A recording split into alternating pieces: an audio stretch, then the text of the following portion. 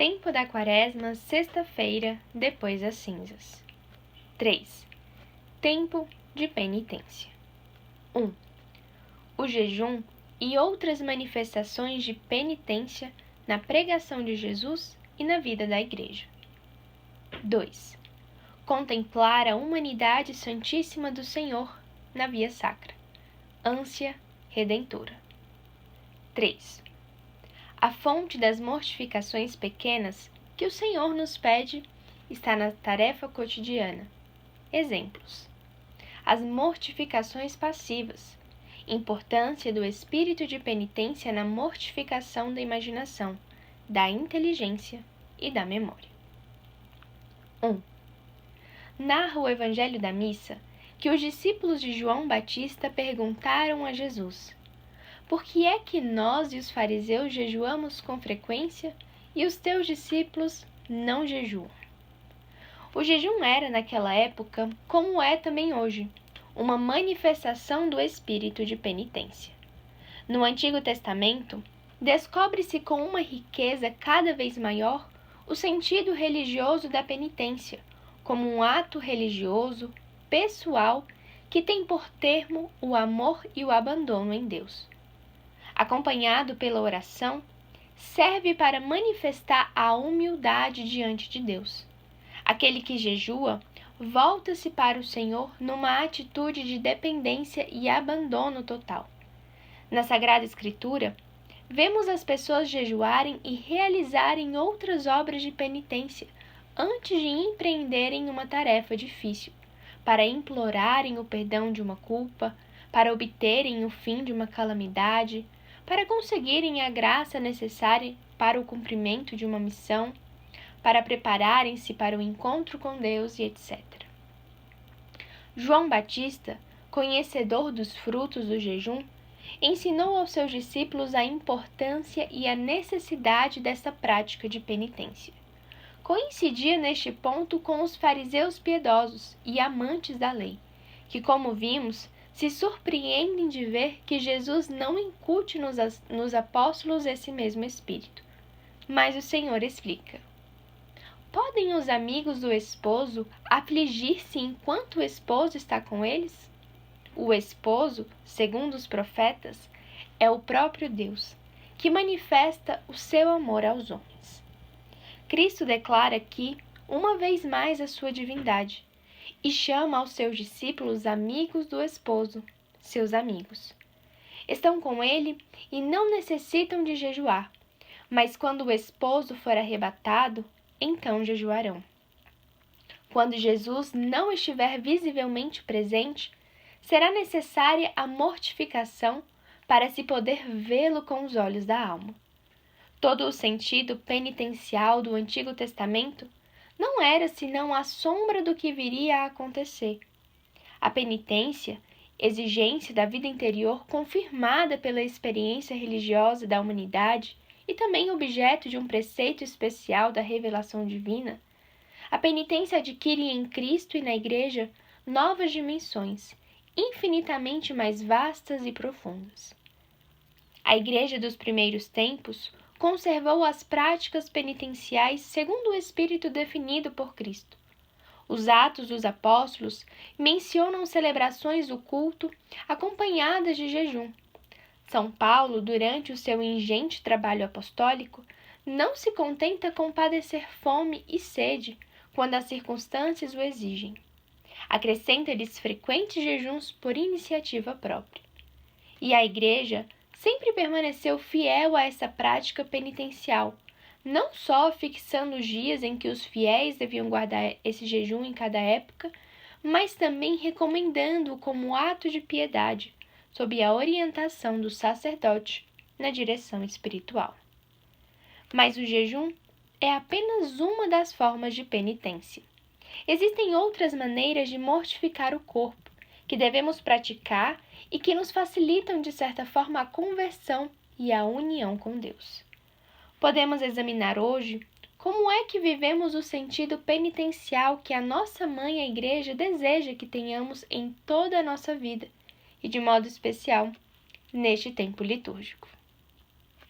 2. Fazei penitência, diz Jesus no começo de sua vida pública. Temos necessidade dela para a nossa vida de cristãos e para desagravar o Senhor por tantos pecados pessoais e alheios. Sem um verdadeiro espírito de penitência e de conversão, seria impossível chegarmos à intimidade com Cristo e acabaríamos por ser dominados pelo pecado.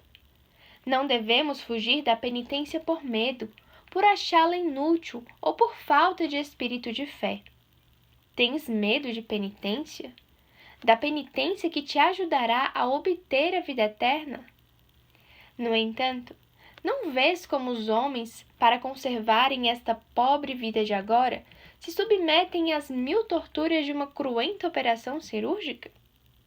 Fugir da penitência seria também fugir da santidade, e talvez, pelas suas consequências, da própria salvação. A nossa ânsia de identificação com Cristo há de levar-nos a aceitar o convite do Senhor para que padeçamos com Ele.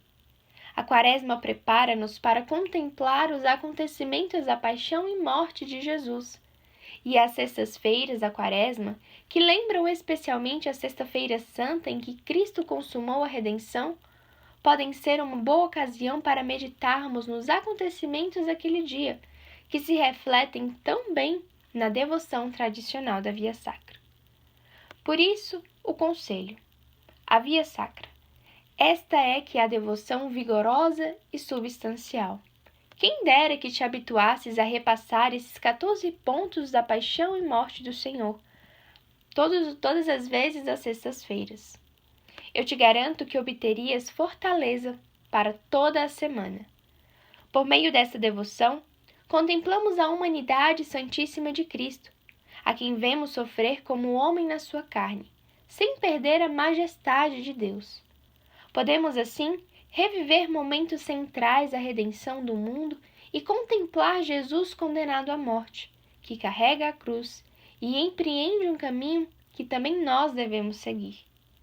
Cada vez que Jesus cai sob o peso da cruz, devemos encher-nos de assombro, porque são os nossos pecados, os pecados de todos os homens que esmagam a Deus, e aflorarão no nosso íntimo profundos desejos de conversão. A cruz fende, desfaz com o seu peso os ombros do Senhor. O corpo extenuado de Jesus cambaleia já sob a cruz enorme. De seu coração amorosíssimo, mal chega um alento de vida aos membros chagados. Tu e eu não podemos dizer nada. Agora, já sabemos por que pesa tanto a cruz de Jesus. E choramos as nossas misérias e também a tremenda ingratidão do coração humano. Nasce do fundo da alma um ato de contrição verdadeira, que nos tira da prostração do pecado. Jesus caiu para que nós nos levantássemos, uma vez e sempre. 3. A fonte das mortificações que o Senhor nos pede está quase sempre nas tarefas cotidianas.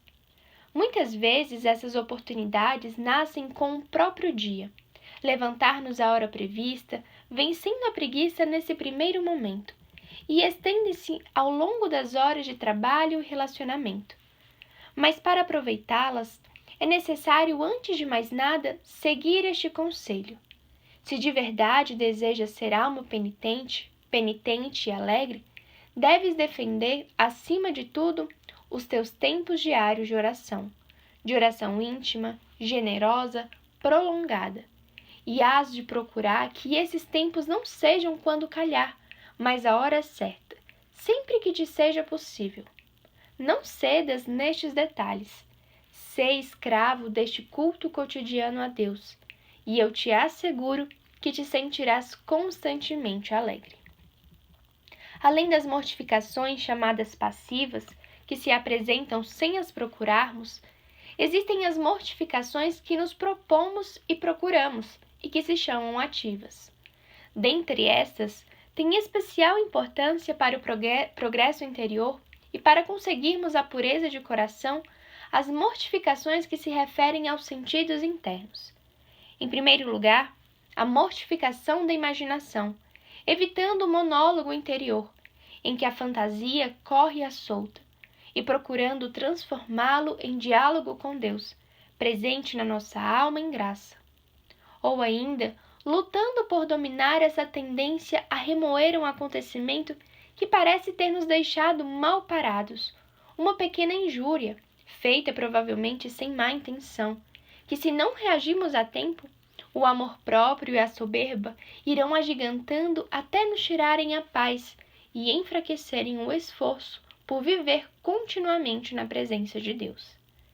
Depois, a mortificação da memória, evitando lembranças inúteis que nos fazem perder o tempo e talvez nos possam trazer outras tentações de maior vulto. E, por fim, a mortificação da inteligência, para tê-la colocada no dever do momento presente e para renunciarmos ao juízo próprio sempre que seja necessário, a fim de vivermos melhor a humildade e a caridade. Em resumo, trata-se de afastarmos de nós hábitos internos que não estariam bem num homem de Deus, numa mulher de Deus. Decidamo-nos a acompanhar de perto o Senhor nestes dias, contemplando a sua humanidade santíssima nas cenas da Via Sacra, vendo como ele percorre voluntariamente o caminho da dor por nós.